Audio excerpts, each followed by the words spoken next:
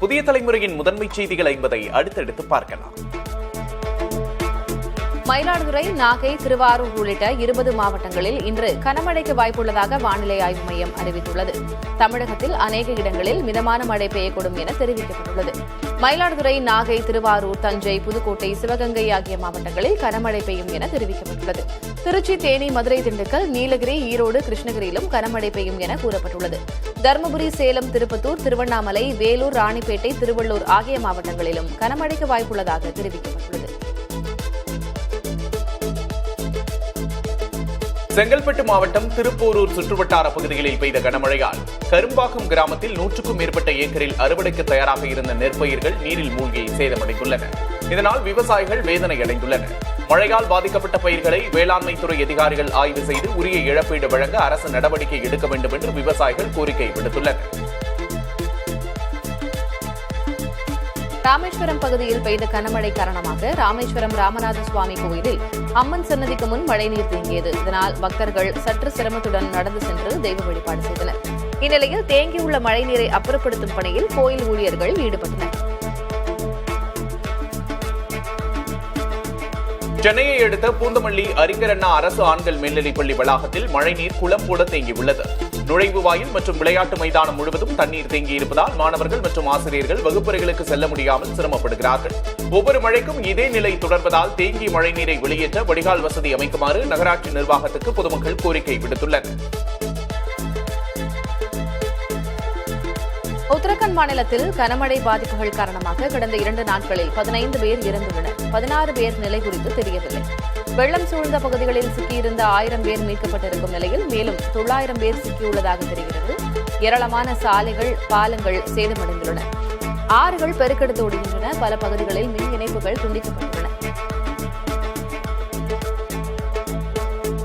உத்தராகண்ட் மாநிலத்தில் உள்ள புகழ்பெற்ற சுற்றுலா தலமான முசோரி பெருமழையின் காரணமாக பாதிக்கப்பட்டுள்ளது. சாலைகள் துண்டிக்கப்பட்டுள்ளதோடு மேலும் சில சாலைகளில் மண் சரிவு ஏற்பட்டுள்ளது. இதனால் முசோரி மாநிலத்தின் பிற பகுதிகளில் இருந்து துண்டிக்கப்பட்டுள்ளது. வெளியேறுவதற்கு சாலை இல்லாததால் சுமார் 4000 சுற்றுலா பயணிகள் சிக்கி தவிக்கும் நிலை ஏற்பட்டுள்ளது. இதனால் அங்குள்ள விடுதிகள் பயணிகளை கட்டணமில்லாமல் ஒரு நாள் கூடுதலாக தங்க அனுமதிப்பதாக தெரிவித்துள்ளனர்.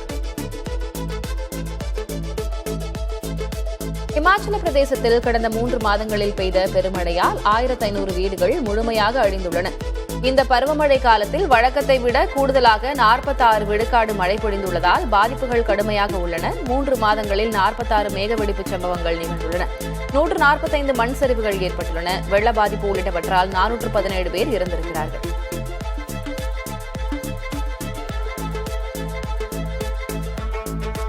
கனமழையின் காரணமாக ஏற்பட்ட வெள்ளப்பெருக்கால் மணிப்பூர் தலைநகர் இம்பாலில் உள்ள ஜவஹர்லால் நேரு மருத்துவ அறிவியல் நிறுவனத்திலிருந்து நோயாளிகள் அவசரமாக வெளியேற்றப்பட்டு வேறு மருத்துவமனைக்கு மாற்றப்பட்டனர்.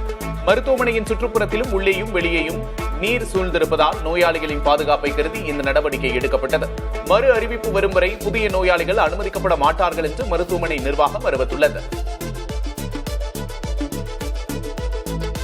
பெரியாரின் 147வது பிறந்த நாளையொட்டி திருச்சியில் சமூக நீதி நாள் உறுதிமொழி ஏற்பு நிகழ்வு நடைபெற்றது. இந்நிகழ்வில் பங்கேற்க திருச்சி விமான நிலையத்திற்கு வந்தடைந்த முதலமைச்சர் ஸ்டாலின் திருச்சி மத்திய பேருந்து நிலையம் அருகே உள்ள பெரியாரின் சிலைக்கு மரியாதை செலுத்தினார். தொடர்ந்து மாவட்ட ஆட்சியர் அலுவலகத்தில் நடைபெற்ற சமூக நீதி நாள் உறுதிமொழி ஏற்பு நிகழ்வில் முதலமைச்சர் ஸ்டாலின் கலந்து கொண்டார். உறுதிமொழியை முதல்வர் வாசிக்க அங்கிருந்த அரசு ஊழியர்கள் உள்ளிட்ட அனைவரும் அதை பின்பற்றி உறுதிமொழி ஏற்றுக்கொண்டனர்.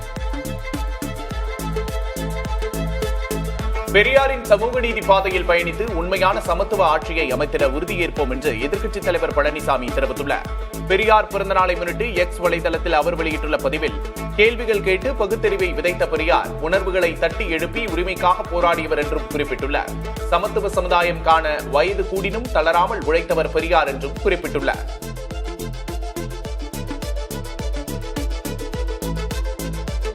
பெரியாரின் பகுத்தறிவு கொள்கைகள் நீதி மற்றும் முற்போக்கான சமூகத்துக்கான போராட்டத்துக்கு உத்வேகம் அளிப்பதாக கேரள முதலமைச்சர் பினராயி விஜயன் தெரிவித்துள்ளார்.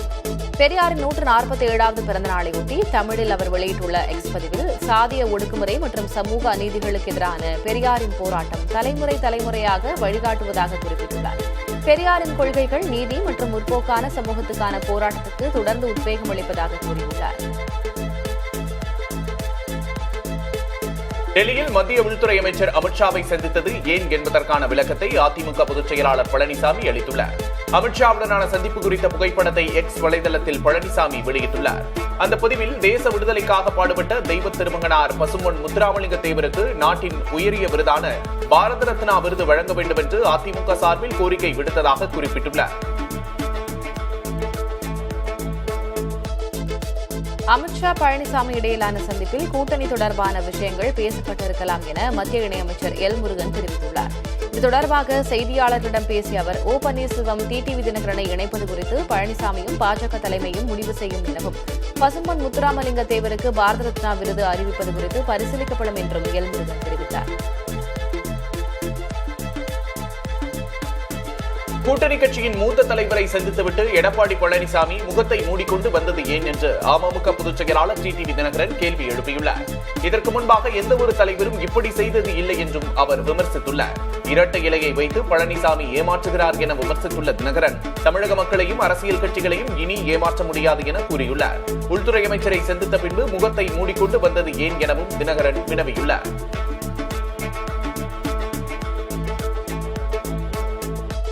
அதிமுக ஆட்சியை காப்பாற்றியது பாஜக என்று பழனிசாமி கூறியது குறித்த கேள்விக்கு பதிலளித்த பாஜக மாநில தலைவர் நயினார் நாகேந்திரன், பழனிசாமியின் ஆட்சியில் பல திட்டங்களை கொடுத்து அதிமுக அரசுக்கு பாஜக பெருமை சேர்த்ததால் அவர் அப்படி கூறியிருக்கக்கூடும் என்று தெரிவித்தார். தம்மை நண்பர் என டிடிவி தினகரன் கூறியிருப்பதாகவும் அரசியலில் எல்லாருமே தமக்கு நண்பர்கள்தான் எனவும் நயினார் குறிப்பிட்டுள்ளார். 2026 தமிழகத்தில் இரட்டையிலுடன் தாமரை மலரும் என்றும் சட்டமன்றத்தில் செங்கோலை வைப்போம் என்றும் பாஜக மூத்த தலைவர் தமிழிசை சவுந்தரராஜன் தெரிவித்துள்ளார். சென்னையில் செய்தியாளர்களிடம் பேசிய அவர் தமிழ்நாடு சட்டமன்றத்தில் பிரதமரை அழைத்து வந்து செங்கோலை நிறுவுவோம் என்றும் செங்கோலை தூக்கிக் கொண்டு சென்றவர்களை தோற்கடிப்போம் என்றும் குறிப்பிட்டார்.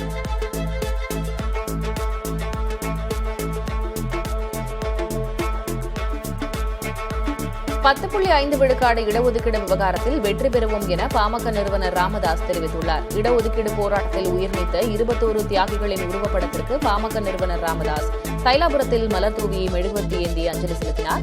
தந்தை பெரியாரின் பிறந்தநாளை முன்னிட்டு பெரியார் சிலைக்கும் மாலை அணிவித்து மரியாதை செலுத்தினார். அப்போது பாமக கௌரவ தலைவர் ஜி கே மணி மற்றும் ராமதாஸின் மூத்த மகள் காந்திமதி உள்ளிட்டோர் உடன் இருந்தனர். வன்னியர்களுக்கு இடஒதுக்கீடு கோரி டிசம்பர் 17ஆம் தேதி பாமக சார்பில் சிறை நிரப்பும் போராட்டம் நடைபெறும் என்று அக்கட்சியின் தலைவர் அன்புமணி ராமதாஸ் அறிவித்துள்ளார்.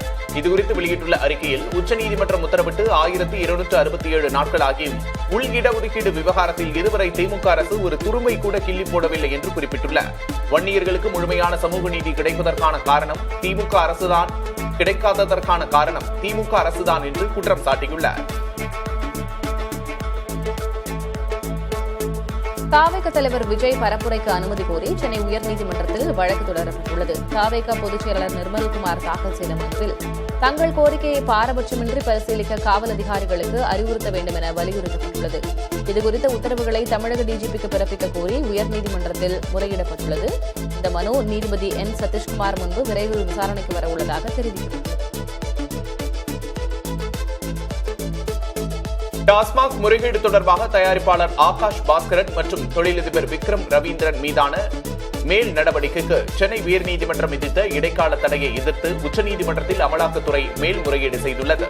உயர்நீதிமன்ற தடையை மீறி அமலாக்கத்துறை அதிகாரி தனக்கு நோட்டீஸ் அனுப்பியதாக கூறி ஆகாஷ் பாஸ்கரன் நீதிமன்ற அவமதிப்பு வழக்கு தொடர்ந்துள்ளார்.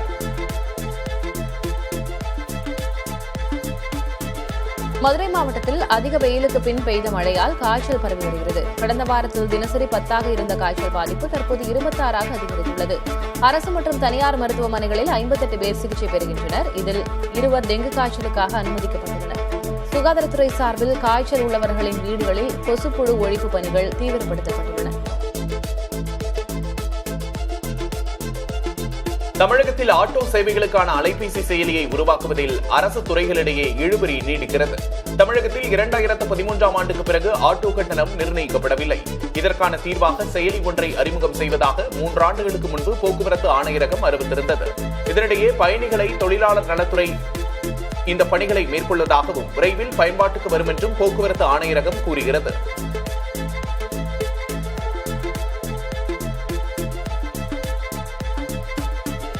பவள விழா பிறந்தநாள் கொண்டாடும் பிரதமர் நரேந்திர மோடியை வாழ்த்தி குஜராத்தில் பாஜக எம்எல்ஏ உள்ளிட்டோர் பாரம்பரிய நடனமாடினர். அகமதாபாத்தின் மானி நகரில் கொண்டாடப்பட்ட விழாவில் மலர்களால் வடிவமைக்கப்பட்ட இந்திய வரைபடத்தை சுற்றி கர்பா என்னும் நடனமாடினர்.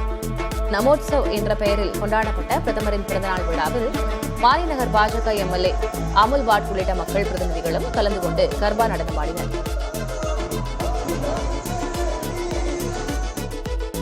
பிரதமர் மோடியின் பிறந்தநாளையொட்டி குஜராத்தின் சூரத்தில் அவரது பிரம்மாண்ட போஸ்டர் ஒன்று உருவாக்கப்பட்டுள்ளது. மைதானத்தில் பள்ளி மாணவர்களும் மக்களும் ஒன்றாக சேர்ந்து அந்த போஸ்டரை காட்சிப்படுத்தினர். பெரிய அளவிலான மூவர்ண கொடியையும் 50க்கும் மேற்பட்டோர் சேர்ந்து ஏந்தி நின்றனர். பிரதமர் நரேந்திர மோடியின் போஸ்டரை 20 பேர் அடங்கிய குழுவினர் 20 நாட்களில் தயாரித்திருப்பதாக தெரிவிக்கப்பட்டுள்ளது.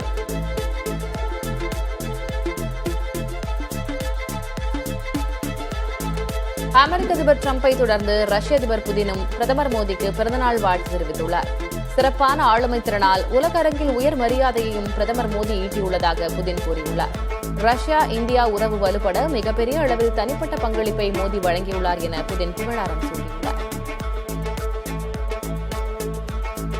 கர்நாடகாவில் நில ஒதுக்கீடு மோசடி வழக்கில் MUDA முன்னாள் ஆணையர் தினேஷ்குமார் அமலாக்கத்துறையால் கைது செய்யப்பட்டுள்ளார். பல மணி நேர விசாரணைக்கு பிறகு அவர் பெங்களூரு சிறப்பு நீதிமன்றத்தில் ஆஜர்படுத்தப்பட்டார்.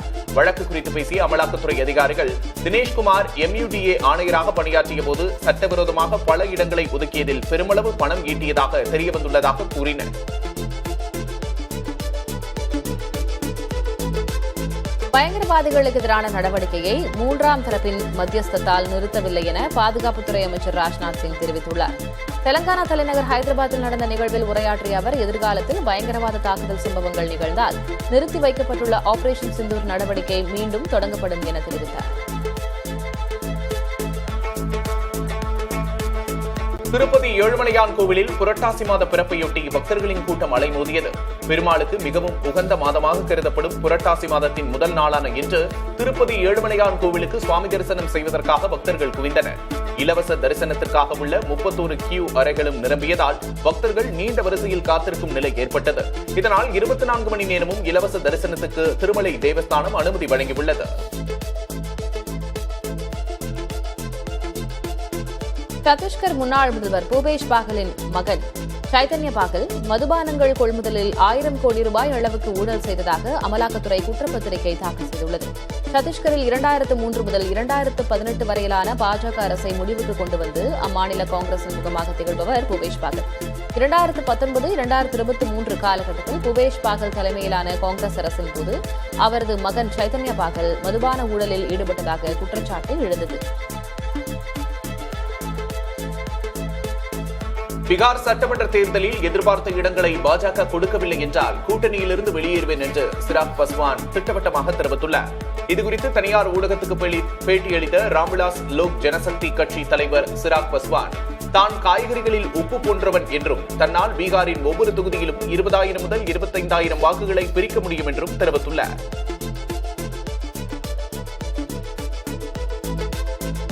மகாராஷ்டிராவில் உள்ள அஹ்மத் நகர் ரயில் நிலையத்தின் பெயர் அஹில்யா நகர் என மாற்றப்பட்டுள்ளது. இப்பகுதியை ஆண்ட அரசி அஹில்யாபாய் ஹோல்கரை கௌரவிக்கும் விதத்தில் அவரது பெயர் சூட்டப்படுவதாக இந்திய ரயில்வே தெரிவித்துள்ளது. அஹ்மத் நகர் என்ற ஊரின் பெயரை அஹில்யா நகர் என மகாராஷ்டிரா அரசு மாற்றியிருந்த நிலையில் ரயில்வே துறையும் அந்த ஊர் ரயில் நிலையத்தின் பெயரை மாற்றியுள்ளது. சென்னை சவுகார்பேட்டையில் உள்ள நகை கடையில் வருமான வரித்துறை அதிகாரிகள் சோதனை நடத்தினர். ராகுல் ஜெயின் மற்றும் அங்கித் ஜெயின் ஆகியோர் தமிழ்நாடு, ஆந்திரா, தெலுங்கானா, மகாராஷ்டிரா மாநிலங்களில் DP கோல்டு பிரைவேட் லிமிடெட் என்ற நகைக்கடை நிறுவனத்தை நடத்தி வருகின்றனர். இந்த நிறுவனம் பல கோடி ரூபாய் வரி ஏய்ப்பு செய்ததாக தகவல் வந்ததை அடுத்து சென்னையில் உள்ள கடையில் வருமான வரித்துறை அதிகாரிகள் 10 பேர் சோதனை நடத்தினர்.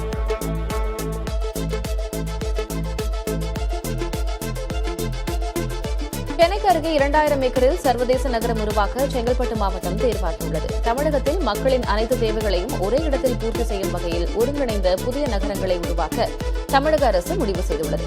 அங்கு குடியிருப்புகள், கல்வி நிறுவனங்கள், மருத்துவமனை, தகவல் தொழில்நுட்ப பூங்கா போன்றவை இடம்பெறும்.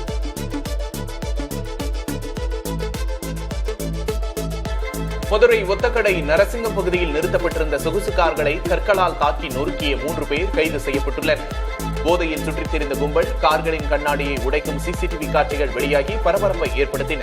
இந்த சம்பவம் குறித்து கார் உரிமையாளர்கள் அளித்த புகாரின் பேரில் 3 இளைஞர்கள் ஒத்துக்கடை காவல்துறையால் கைது செய்யப்பட்டுள்ளனர்.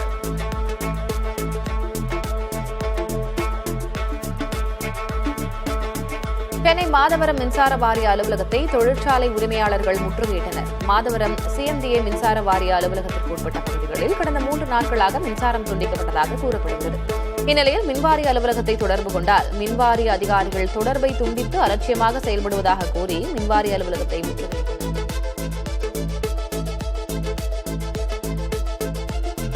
சென்னை கோயம்பேடு சந்தையில் வரத்து குறைவால் காய்கறிகளின் விலை சற்று அதிகரித்துள்ளது. அதன்படி ஊட்டி கேரட் கிலோ 40 ரூபாயிலிருந்து 55 ரூபாயாக அதிகரித்துள்ளது.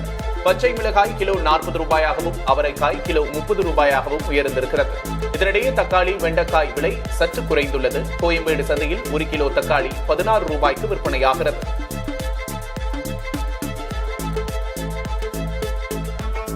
சிமெண்ட் சாலை அமைக்கும் பணிக்காக திருவண்ணாமலையில் அண்ணாமலையார் கோயில் 3 தேர்கள் நகர்த்தி நிறுத்தப்பட்டன. திருவண்ணாமலையில் காந்தி சிலையிலிருந்து திருவூடல் தெரு வரை கான்கிரீட் சாலை அமைக்கும் பணி நடைபெற்று வருகிறது. இதையொட்டி 16 கால் மண்டபம் எதிரே நிறுத்தியிருந்த விநாயகர், முருகர், பராசக்தி அம்மன் ஆகிய தேர்களை நகர்த்தும் பணி நடைபெற்றது.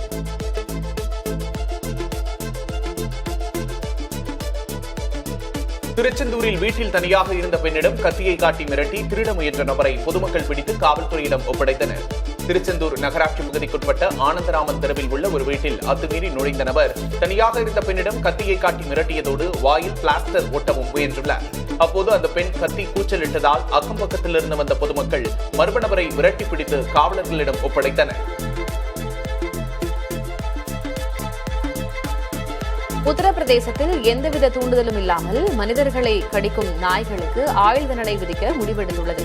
மாநிலத்தில் அதிகரித்து வரும் தெருநாய் கடிகளை கட்டுப்படுத்துவதற்காக புதிய விதிகளை அரசு அமல்படுத்தியுள்ளது. குறிப்பாக தூண்டுதலின்றி மனிதர்களை நாய் கடித்தால் அந்த நாய் 10 நாட்கள் விலங்குகள் மையத்தில் அடைக்கப்படும் என்றும் தேவைப்பட்டால் கருத்தடை செய்யப்படும் என்றும் தெரிவிக்கப்பட்டுள்ளது.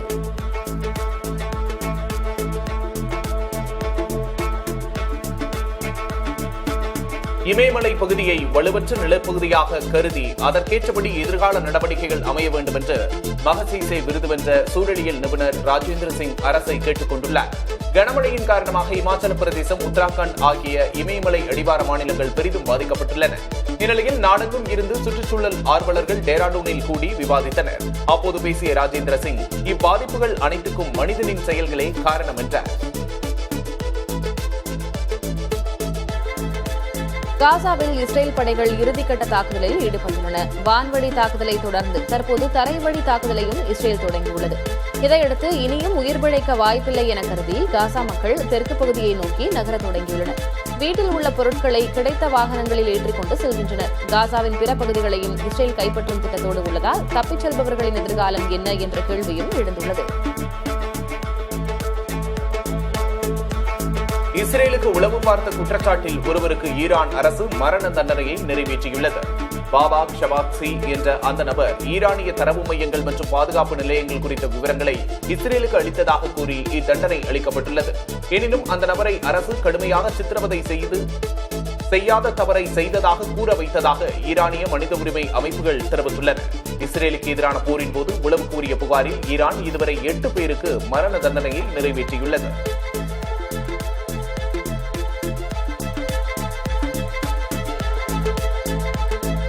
அமெரிக்கா, ஜப்பான், தென்கொரியா ஆகிய நாடுகள் இணைந்து போர் பயிற்சி மேற்கொண்டு வருவது உலகின் கவனத்தை ஈர்த்துள்ளது. இந்நிலையில் சக்தி வாய்ந்த டைபூன் ஏவுகணை செலுத்தும் அமைப்பு காட்சிப்படுத்தப்பட்டிருந்தது சீனாவை கவலை கொள்ளச் செய்துள்ளது.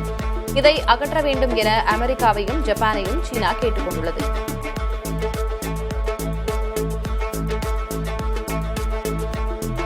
தென் அமெரிக்க நாடான ஈக்வடாரில் அரசுக்கு எதிராக மக்கள் போராட்டங்கள் வெடித்த நிலையில் அவசர நிலை அறிவிக்கப்பட்டுள்ளது. ஈக்வடார் அரசு கடும் பொருளாதார நெருக்கடிகளை சந்திக்கும் நிலையில் டீசலுக்கு வழங்கும் மானியங்கள் ரத்து செய்யப்படுவதாக அறிவித்துள்ளது. இதனால் கொதித்தெழுந்த மக்கள் அரசுக்கு எதிராக போராட்டக் களத்தில் இறங்கினர். அவர்களை கட்டுப்படுத்த பாதுகாப்பு படையினர் தடியடி நடத்தி கண்ணீர் புகை குண்டுகளை வீசினர்.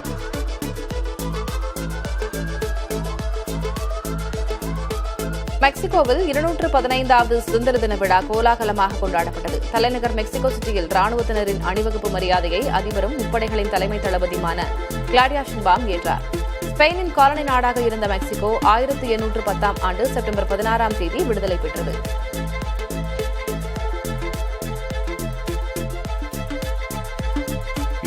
ஓவர் போட்டிகளுக்கான சர்வதேச தரநிலை பட்டியலில் இந்திய சுழற்பந்து வீச்சாளர் வருண் சக்கரவர்த்தி முதலிடத்தை பிடித்துள்ளார். இதன் மூலம் இந்த பெருமையை எட்டிய இந்தியாவைச் சேர்ந்த 3வது வீரர் என்ற சாதனையை அவர் படைத்துள்ளார். இதற்கு முன் ஜஸ்பிரீத் பும்ரா, ரவி பிஷ்னோய் ஆகியோர் மட்டுமே இந்த இடத்தை பிடித்திருந்தனர். கடந்த ஒரு வருடமாக தொடர்ச்சியாக சிறப்பான ஆட்டத்தை வெளிப்படுத்தி வரும் 34 வயதான வருண் சக்கரவர்த்தி நியூசிலாந்து வீரர் ஜாக்கப் டஃபியை பின்னுக்கு தள்ளி முதலிடத்திற்கு முன்னேறினார்.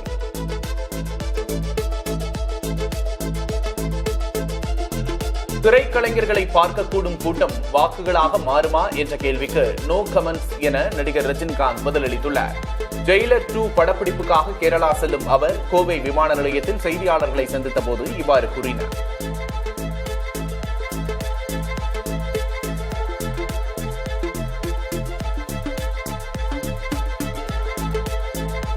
நடிகர் ரோபோ சங்கர் உடல்நலக்குறைவால் சென்னையில் உள்ள தனியார் மருத்துவமனையில் அனுமதிக்கப்பட்டுள்ளார். சின்னத்திரை ரியாலிட்டி நிகழ்ச்சிகள் மூலம் பிரபலமான ரோபோ சங்கர் திரைப்படங்களிலும் நடித்துள்ளார். தொடர் படப்பிடிப்பில் இருந்த காரணத்தால் ரத்த அழுத்தம் குறைந்த நிலையில் துறைப்பாக்கத்தில் உள்ள தனியார் மருத்துவமனையில் அனுமதிக்கப்பட்டுள்ளார். மருத்துவர் கண்காணிப்பில் இருக்கும் நிலையில் 2 நாட்களில் வீடு திரும்புவார் என குடும்பத்தினர் கூறியுள்ளனர்.